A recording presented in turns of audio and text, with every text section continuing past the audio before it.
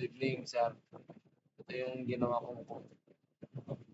Ito is yung mga username input, password input. Ayan.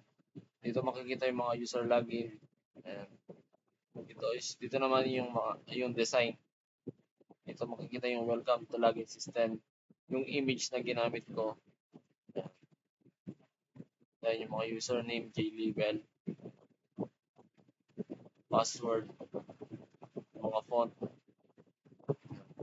register, JButton. Ayan. Dito makikita yung mga JButton, login button, register button. Tapos dito yung mga username input, password, ganyan.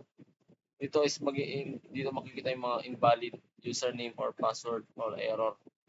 Yung error message dito makikita pag mali yung sinula mo. Ayan yung mga username, password, country, pag-set ng password, ayan. Ito yung mga jframe, ayan. User registration, password, jtextfile, password field. Ayan, dito siya mag-confirm password. Ayan yung mga country, ayan, US, UK, Germany, Canada. Birth date, JButton register. Dito siya mag-error, mga error message. Tapos dito, pag magla-logout ka na, may lilitaw na message na, are you sure you want to log out? May option siya ng yes or no. Ayan. Tapos ngayon, ito try natin siyang i-run. Una is try natin magla-login kung gagana siya. Ay, password.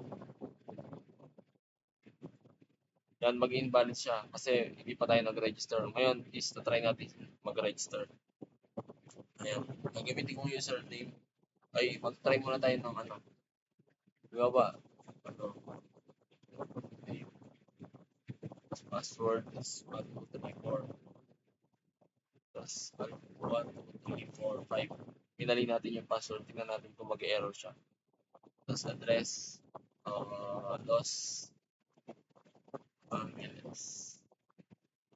Paano siya, guys? Subukan natin register. And mag-i-invalid siya. Mag-invalid din po siya kasi yung password hindi nag-match. Kasi yan, try natin siya. I-retype. Type mic. Password 1.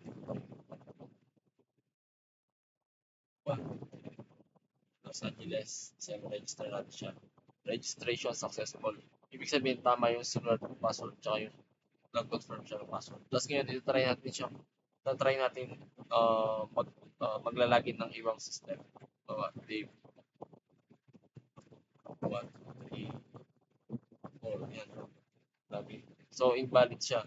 Tapos ngayon, try natin yung i-register ko. Okay.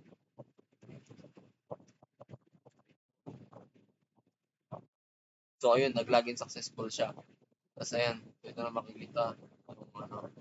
Tapos, ayan, mayroon ka mag-logout.